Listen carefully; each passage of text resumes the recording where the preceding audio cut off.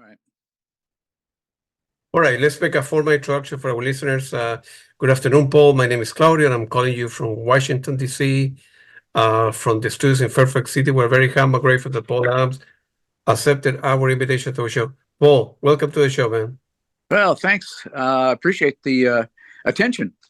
Hey, no problem. Paul, let's go back to the beginning of your life. Were you born like in a musical family? How old were you when you perhaps began taking, I don't know, guitar lesson, piano lesson, discovering music on your Yeah. own? Well, yeah. Mom was an artist. Dad played music, um, but I didn't really start seriously. I played trumpet in junior high school. I was born in 1951. And so in the 60s, of course, was such a rich time, and I absorbed not only the folk music scene, but the burgeoning rock scene and progressive rock scene. And my background in college was in ethnomusicology. So I studied music cultures from around the world. I learned to play stringed instruments a little bit better than the trumpet, and became a real fan and a real passion follower of ethnic instrumentation. So I loved Eastern, Indian music, Japanese and Balinese, gamelan, and I try to integrate all that stuff in the work that I do. And then I also utilize some instruments that I built myself because I attempted to make a living for about 25 years as a guitar maker. And it was very rewarding, and I learned a lot. But it was composing was really what I wanted to do the entire time. Yeah. What kind of music were your dad listening, your mom at home? What do you remember Oh, when you were 14, 15-year-old at home?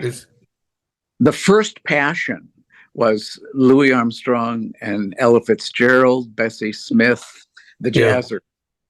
And I grew up in a place called Quad Cities, which is right on the Mississippi River. And it's where Bix Beiderbecke came from. And Bix was one of the great jazz trumpet players, Bix and Louis Armstrong, back in the 20s and 30s.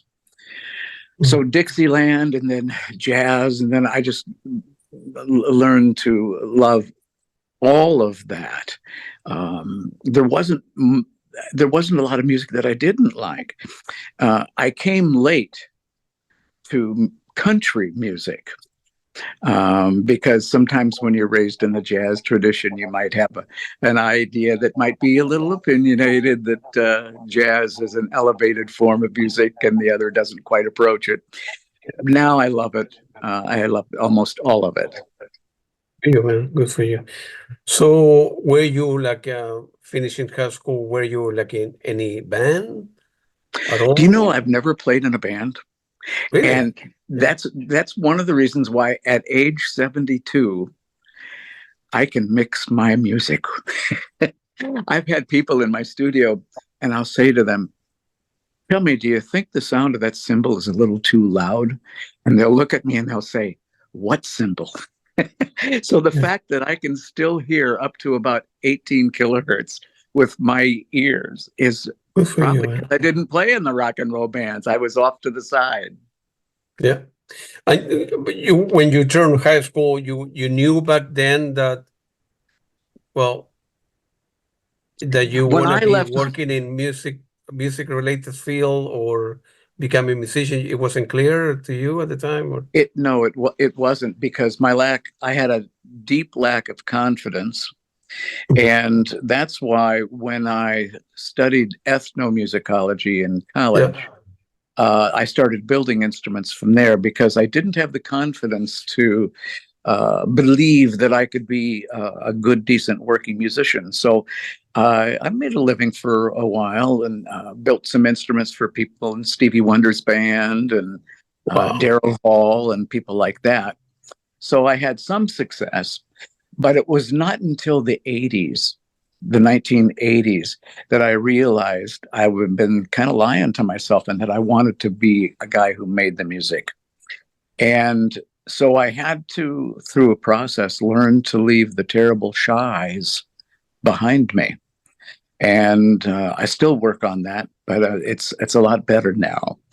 And I Yeah. now realize that it's what I was supposed to be doing all along, but for some reason, younger Paul was just a little too shy at the time. Yeah, yeah, I know what you mean. I'm very, I'm shy. I'm introvert, and now I'm calling people all over the world.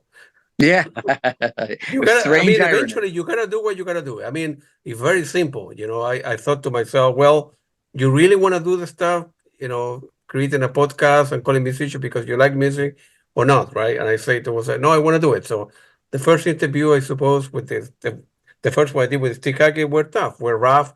I didn't know what to ask, how long the people will allocate to me, and it gets getting better. It's like anything else, a process, right?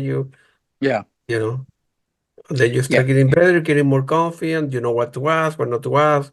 Kind of read the person, or in your case, the musician, and either you want to do it or you don't, right? So yeah, you need to face the music, yeah, yeah, so to like speak. Terry Olfie will say, face the music, right? Yeah, yeah.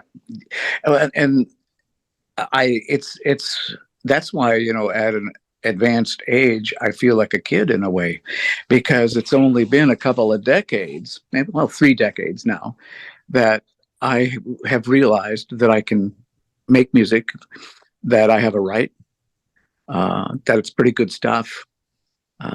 And so, yeah, that's why I still feel a bit like a kid in a candy store. Good for you. How difficult was to put the first album together? Boy, that was scary. That was scary. That was right when New Age music was kind of just coming around. Windham Hill had Yeah, become quite a powerful force. And I thought, I don't work in one specific genre. I'm as at home with a fingerstyle guitar like a John Fahey or Chet Atkins thing yeah, as I am with Native American flute music or anything like that. I mix. I'm not in one specific genre, and so New Age was kind of like, well, right up my alley. So I did an album called Various Waves, and basically I covered everything from acoustic fingerstyle guitar to sort of film music.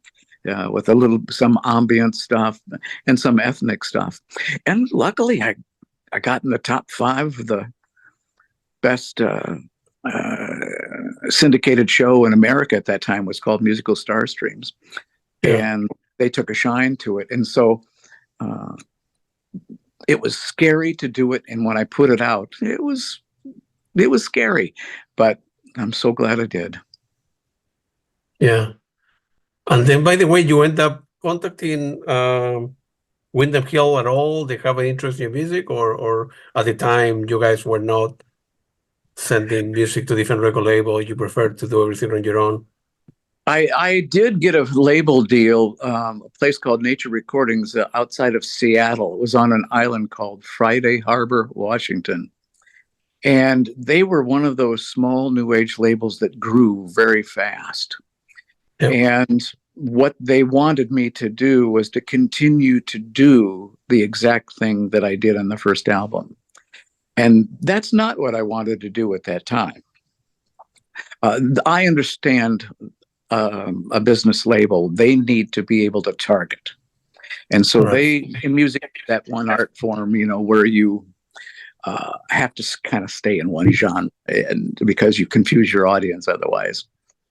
And I didn't want to do that, so I chose to leave. Luckily, the contract was only for a year, so I was able to get out of the contract and then start releasing it on my own. Yeah, I also had some help from a place called Centerfield Productions in New York City that became a fan of my music. And the guy's name was John Golden, who's a real sweetheart. John was managing some great jazz bands at the time. Probably my favorite was called Steps Ahead. And everybody was in Steps Ahead. The Brecker brothers, I mean, God, Peter Erskine, the guy from Journey, Steve Smith. Everybody had been in that band at one time. So John was very helpful, and but also realized that hey, new age music isn't really going to bring in the kind of income that you have to have when you're in downtown New York City and paying considerable rent. Yeah. So we parted as friends, and I've just continued. So the beauty of that is that through my own naivete and not understanding that in music you need to target, I just kept releasing albums that went in different areas. And that meant that progress and acceptance was rather slow, but artistically, kind of cool. Yeah, and you did what you needed to do, right? Like, Sure. because you were not a record label in the case, or your friend in New York were not pointed, well, we want our music in our label to be X. Right. And you say, well, I can do X and Y. And then the year after you did X, Y, Z. And so and so on and so forth, whatever that means. So you did what was appealing to you, and you were happy with the music. But And my failure and my lack of success has worked out well for me. yeah, Because had I been able to get in one of those larger labels like Narada or Wyndham Hill, I would have been encouraged to uniform the music down. that's right. Yeah. A lot of people complain about, a good example would be Spotify, right? Where you need to have like a million hits to get, a check for $10 or whatever. In your Right. case, you hold the rights for your music, right? So Yeah. your For revenue me, stream is different, right? So yes, my revenue stream is different because I do everything myself. I do all the artwork, I do all the recording and the writing, the engineering, the mastering. So consequently, I own the publishing, I own the master tapes, I own the rights to everything. So the revenue stream, instead of getting split up and going to, like, part of it goes to the record label, part of it goes to the publisher, part of it goes to the owner of the master tapes, it all comes to me. So that is how, as I was saying to you earlier, I can support myself through streaming. Spotify, I'm a little weak on. I think I've got about 10,000 listeners a month there or something. But Pandora is a big boon for me because I have just past 133 million streams there. my God, man. Yeah, Say that again. 133 million. And Wow. then Sirius Radio and Music Yeah. Choice are two big supporters as well. So Sirius Radio plays me a lot on a channel called The Spa, and Music Choice plays me a lot on their channel called Soundscapes, which is kind of like new age, kind of like a new age genre. So luckily, I'm able to, and I live in Illinois where it's not super expensive to live. If I were in, San Francisco or, oh God, Washington, D.C., real estate is pretty high there. But Absolutely. Yeah. yeah, so I'm pretty darn lucky, man. Good for you, man. And yeah, I noticed that, man, Spotify, Sirius, Music Choice, Amazon, Echoes, Apple Radio. Yeah. Unbelievable. Yes, Echoes has been really helpful too. People can hear that on public radio a lot. John DiLiberto has been doing this for decades, and he's been very supportive of all this kind of music. Have you ever thought, looking back in your life, that a shy kid will be his music will be heard in all over the All world? over the It's like world, there's 30 million stream, and this like like a dream, right? It is a dream. It is a dream, and as I look back on it, I think there's a part of me that says, why didn't you listen to all those people that heard you singing in the bathroom or heard you singing? Mrs. Barton next door used to always tell me, Paul's got to be a singer. Why didn't I listen to those people? Why didn't I don't know why. All I know is that I fully accept that at that time I was just too fearful and shy, and it's okay that I'm a late comer to the game. Yeah, yeah. And it's your life. and that you did it, at the end took you, I don't know, 10 years doing Yeah, other stuff, took a long. whatever, but It wasn't until 2013 that I yeah, was able to, because I worked in mental health alongside of doing all this, but yeah, it wasn't until 2013 that I was able to say, "Oh, I can cut loose now." good for So you, man. it's been a good journey since then, and that was the same year that I met Elizabeth Geyer in Australia, who I started working with, and I remember discovering her on, I always forget the name of that. It was pre-Facebook. I forgot the name of that big, huge music channel that was pre-Facebook. Um, but anyway, I saw her on there, and MySpace. That's what it was. MySpace. MySpace. Yeah. Oh, yeah. Back in the day. Yeah, back in the day. And she's was trained as a jazz trumpet player and pianist. And when I heard her stuff, I was really knocked out. And I called my friend Dave, who was, playing trumpet for Ray Charles. And I said, Dave, go listen to this girl trumpet player from Australia. And then Elizabeth and I started communicating a little bit. And she heard an album that I did in 1996 called In the Land Where I Come From. And that's an album where I threw everything in. It was like a big musical vegetable soup. Everything you could imagine was thrown in that album. It didn't do that well, but artistically, I think it's a really good album. Anyway, it became that album and a Pat Metheny album and another one became one of her three favorite albums. And so she asked if she could come to America to have me help her record her fourth album.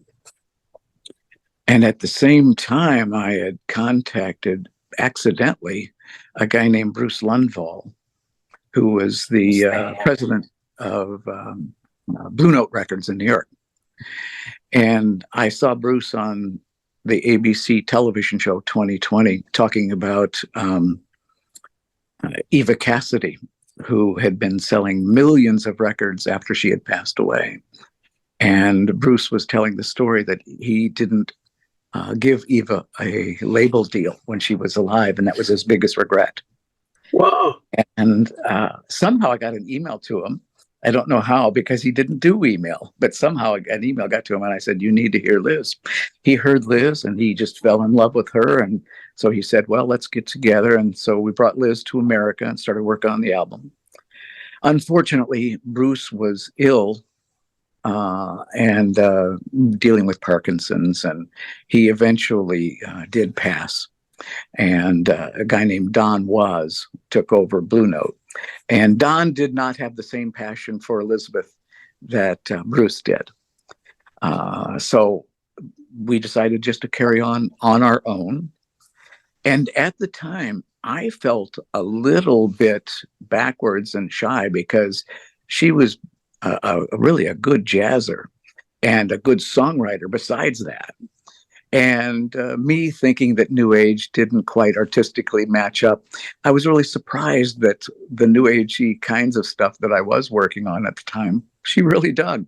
So we've been making albums together since that time. Good for you, man. But do you remember the album from Elizabeth that caught your attention? Because she has released several jazz records, but I don't Yeah. know, less than you have right now. No, certain. Yeah, I think so. the album that caught my attention Attention? of Elizabeth's was called The Dream. Yeah. And then she did an album called On Patrol with the Jazz Police. Oh, yeah, that one. Yeah. And I thought, wow, that was sophisticated. The writing, the music and the writing was so sophisticated, so cool, so poignant, so heartfelt. It wasn't just like the kind of surface kinds of stuff that we often hear on the radio. And that's what Bruce Lundvall at Blue Note fell in love with. And she's now kind of morphing more into just songwriter more than jazz musician, because she's really a writer. I think she's coming into finding out what a gifted writer she is. And it's amazing, but everything that she does just works, and things that we've done together. It's a great mesh. And then obviously she lives in Australia, you live here in Illinois, and Yeah. I suppose you talk on the phone, do some meeting, send file back and forth, you mix it, you master it, you send it back to her, hey, change this, change that, and back and forth, blah, blah, blah. Yeah, And and you get it together, yep. right? So, Yeah, and she comes here. We were hoping to get her back in April, and we developed a personal relationship at the same time. And so, yeah, we're sending files back and forth, and that's another, I think, an indication of what a miraculous time this is, that I'm able to do that. absolutely.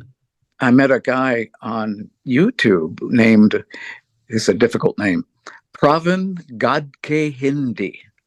Yeah. Pravin is an Eastern Indian bansuri flute player, and he is amazing. And somehow we got to chatting, and he wanted to do an album together. And I said, well, Pravin, I don't have the time right now because I was in the middle of stuff. And quite frankly, Pravin's level of musicianship is so much higher than mine. He is amazing. So we did the same thing with Pravin by sending files back and forth. And as a matter of fact, my friend Dave, that was with Ray Charles all those years, he and I drove up to Chicago to see Pravin do a live gig with his fusion band. And, Dave's been able to play with the best musicians in the world for years. And he just looked at me and he said, this is like seeing Jimi Hendrix live. His playing was so amazing. Yeah. Oh, good for you, man. Good for you. Good for you. Yeah. And It's then, exciting. good. And then, how many albums you have done with Elizabeth? Only one before? Imaginings, Deeper Imaginings, Imagine it, yeah. Sanctuary. We've done three, Oh, and we yeah. just released that single that you got the notice single. about, called The Journey of Dreams. And then Yeah. the album is going to follow in a few months. Yeah. Yeah. That particular track, and I obviously I saw the video. It's very, very good, man. Oh, thank you. I'm glad really like it. Very good music. Very good music. I appreciate that. It's funny. I can sometimes be hard on my stuff after a while, but I still feel pretty high about A Journey of Dreams. Yeah. And who ended up filming that? Because you can take music on its own, right? But also see a video behind that, and two That's are pretty important things, That's different yeah. elements. And I love doing the videos because I literally can sit in the chair, feed the dog, sit in the chair, and work on the videos on the laptop. Yep. And what I do is this: I mix them with some video and some photos that I take myself because I love doing photography. Yeah. And then there's a place called Story. I'm blanking on it currently, but I'll try to give them a plug here in a second when my brain opens up. Storybooks or something like that. What it is, it's a place where you can go through different videos that they have shot and license to use those. So I try to find some things that are appropriate. Like there was a neat guy in that one video who was kind of had a mystical sort of aura about him, who was doing some meditation. And I was able to mix that in with some really good dance stuff of some ballet dancers. So it's a combination of being able to use some of the stuff that I've taken myself and then using that particular site where I can license different short video clips, sometimes lasting anywhere from 4 seconds to maybe 20 seconds, and then just kind of mix them all together. Yeah.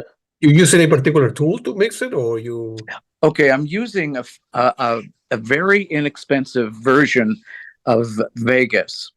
I'm using a PC. It's not a Mac. Yeah. And I started out on Mac and then transitioned to PC because my friend Dave, when he was doing the Ray Charles thing, Ray used PC. And So I decided to transition to PC.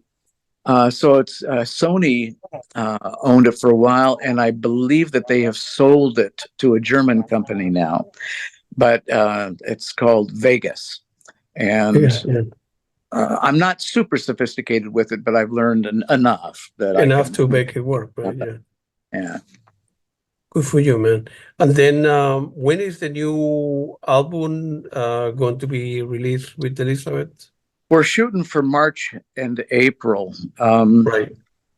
I found this guy on Instagram, actually. This guy in Indonesia, in an island off of Bali, and he makes these incredible uh, um, flutes. And I'll show you here. I'll walk in Yep. and show you one of them. Sure. And the one thing that's nice is making the flutes that I use is a real factory process. This guy uses actual teak branches. And Wow. yes, so this is actually a teak branch. It's not wood that's been constructed for the flute. And I don't know how he hollows them out, but it's because sometimes these are not straight. They have curves in them. Yeah. And how he does that, all I know is that it probably takes quite a bit of effort. So anyway, the long story short, I wanted to use those. And so I started doing a lot of improvisation with playing with them. And I thought, oh, let's go ahead and just finish up an album. And that's how Journey of Dreams got started. Good for you. Is there any possibility of touring with that album along the other composition that you and Elisa have worked together and developed together, or it's difficult to tour a little bit that particular album? I don't understand what you mean. But touring that album, Oh, to doing a tour? small, Um, or it's not the type touring, of music that you can. yeah, it is tricky. With Elizabeth, visa can be a real issue, I getting the see. proper visas, because they don't want her to earn money while she's here unless we get a very expensive type of visa. So we would have to work out the visa situation. Okay. I like the idea of doing impromptu concerts, home concerts. There's a long tradition that's being established in house concerts, and I really love that, because having like 30 to 50 people around and playing, having a dinner, I really like the idea of doing that. So maybe yeah, like people don't know that, if you're a working musician and you come to the United States,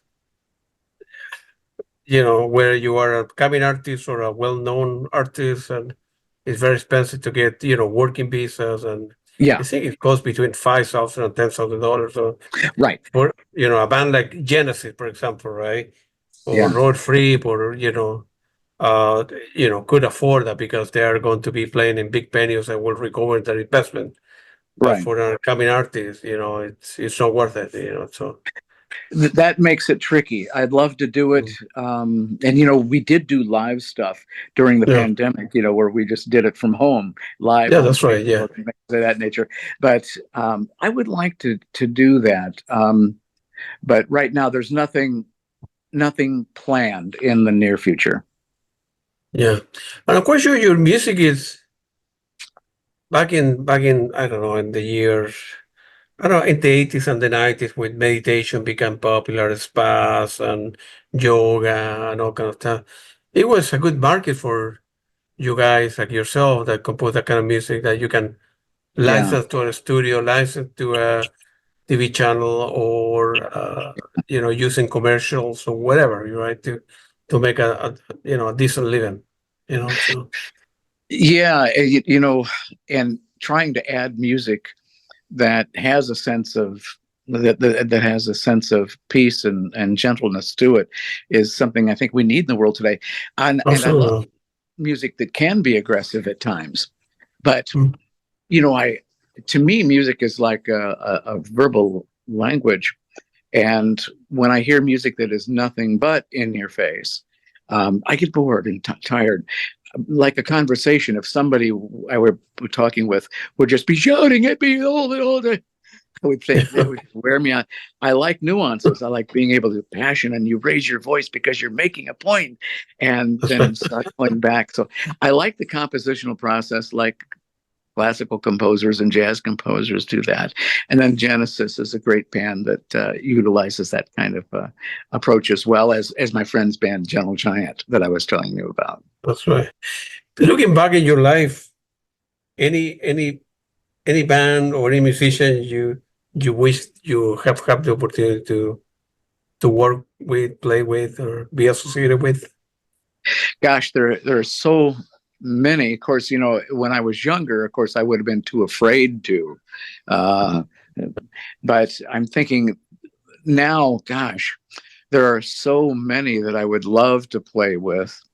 And I can't think of one specifically because there are just so many. I've never been a person who had one particular guy that you say, man, this is it. I just love this guy. Sure. But there are certain people that stand out. Of course, Pat Metheny certainly stands out for rock and roll and blues. Stevie Ray Vaughan was just so magical.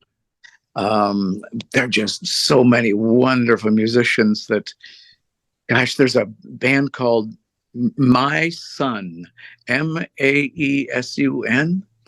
It's a little gal. She's probably about 5'0" that plays the saxophone. She sounds like John Coltrane having a bad day. And she just, it's amazing. And it reminds me of one of my favorite bands that is no longer together, called Garage Mahal. Yeah, I know the name. Yeah, I heard it. Yeah. They were a fusion band that was so cool. And Fareed Huq, I think, was kind of the leader of that band. Fareed is an amazing guitarist. Yeah. I'm glad that you like Pat Metheny. Any particular album or I love the guy. He's one of my top 10 probably in my life. Everything. As a matter of fact, I had a chance to give him one of my guitars, and I'm angry that I didn't do that. We sat down together. Really? At our Civic Center, Pat and myself and Lyle Mays. And wow. I was showing him the guitar, and he really loved the guitar. It was early in his career. I'm going to guess it was 1981. And I was broke, and he was broke. And to this day, I think I should have just given Pat that guitar. But you live and learn. I got to meet Pat Metheny, man. You can't say anything wrong about that. And meeting Lyle Mays. Lyle was such a monster. And then my friend Dave, that I've told you about, the trumpet player, he used to do these Stan Kenton jazz clinics back in the 70s. And that's where he first heard Pat, because Stan Kenton just kind of discovered Pat for himself and had Pat come and play at one of his jazz clinics. Wow. Yeah. So that was probably 1974, maybe. Yeah, Pat Metheny, the guy comes from another planet, man. He's really too, man. There were some people that are way up there, man. Yeah, I saw an old video of Chuck Mangione yesterday on, I'm going to guess it was from 1972-3. Okay. I mean, I'm so terrible pulling names on my. There was Pat Metheny, Steve Gadd on drums. Yes. On bass, Tony Levin with hair. Oh, Tony Levin, wow. With hair. He didn't shave his head. This was before he started shaving his head. And I'd never seen Tony play so aggressively, because when he's with other people that I've seen, like Peter Gabriel, he doesn't really kind of come out and kick it. He's a great support person. But boy, when he was with Chuck set him loose, and holy mackerel, I'd never seen Tony Levin in his young prime before. So it was cool to see that. Yeah. But all those guys are just, oh boy, there's so many brilliant musicians in this world. Music is a beautiful thing, man. Unfortunately, we live we live in crazy times, man, and we're killing one another, we're destroying Yeah. the planet. Maybe Yeah. we are disappearing, we are doomed as a society, maybe, with this war and that, and It's just I don't not know. easy. Mm, I have to tell myself this. I want to say to Israel, Israel, stop it. I want to say to mm, Hamas, stop it, go away. mm, And then I have to ask myself, if somebody came in and killed a loved one of mine, would I still be able to say, I'm not going to come after you. I'm going mm, to. And I would hope that I would. I would hope that I would realize that getting sucked into that mm. does nothing but get you sucked in further. That's right. Yeah. I Yes. wish that we could all remember Gandhi. Yeah. No, I know exactly what you mean. And in my case, like I told you at the beginning, I don't play any instrument. I don't know how to read music. I've been listening to music literally 2 hours a day for the last 50 years. I have a huge music collection. Music has given me so much satisfaction.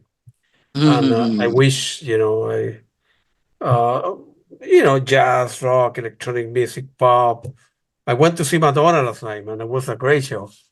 And, Oh, did you? unbelievable. Oh, she is still very, very good. The show That's is very, great. very good. I was Yeah. surprised. I was surprised because she did a lot of playback, but I'll bet there were a it, lot of people there, there. like in with her band or No, I mean the audience. I'll bet it was. I mean, like 15,000 people. yeah, jeez. That's amazing. 15,000 people. Look at what Taylor Swift is bringing in nowadays, and I'm thinking, Billions, billions. oh, it's like the Beatles for Christ's sakes.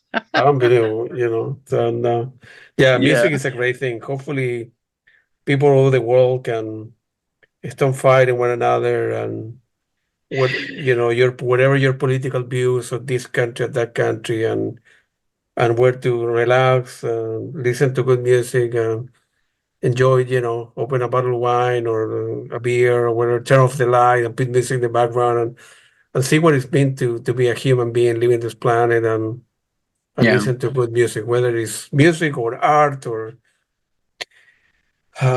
reading books or whatever, man. It doesn't have to be like this, man, so yeah. hopefully. I hope that.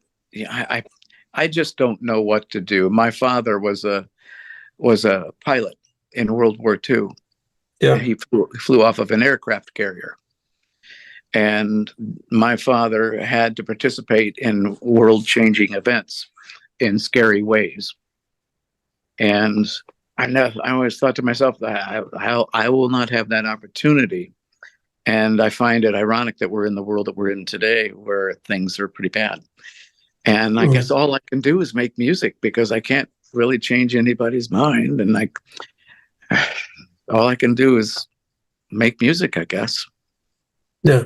What's your creative process, Paul? I mean, when you're working with Elizabeth or someone else, uh, you sort of go and you wake up in the morning and say, "Man, today I'm going to be creating my masterpiece," or while you cooking, while you're going for a walk, or in driving the car, If ideas I'm, come to you and you write it down. How that oh, works? the car is really a good one. Oh, I feel open. I feel like I'm not fenced in when I'm in a car. And so, yeah, the car is a real springboard for me. Other things is just hearing. Sometimes if I just sit in the chair and if I'm working on, let's say, an acoustic fingerstyle tune, just sitting in the chair and trying some different tunings and things of that nature, um, one thing will lead to another. Another process that works for me is if I try to play somebody else's tune, and I'm terrible at doing cover tunes because every time I start to do a cover tune, it goes somewhere else. And usually it's kind of a fun place to go. So I go there and I never Absolutely, man. finish the cover tune. Yeah, absolutely. Yeah. I also approach music differently because I had an injury years ago and I lost a couple of fingers in my fretting hand. Oh, And so I had to learn to play guitar differently. I can play in all tunings, regular tunings and altered tunings. But I seem to be more comfortable with open blues kinds of tunings, and I can adapt things that I can't do. And I guess the accident that I had, it was one of the things that helped to create my style. Absolutely. No, absolutely. Yeah, absolutely.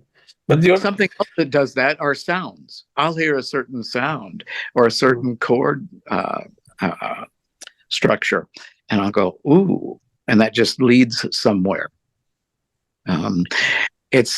I wish that in some ways that I only liked one kind of music, like a lot of people, because I tend to get scattered, and I have to really work on trying to not be so attention deficit oriented, because that's I me. know.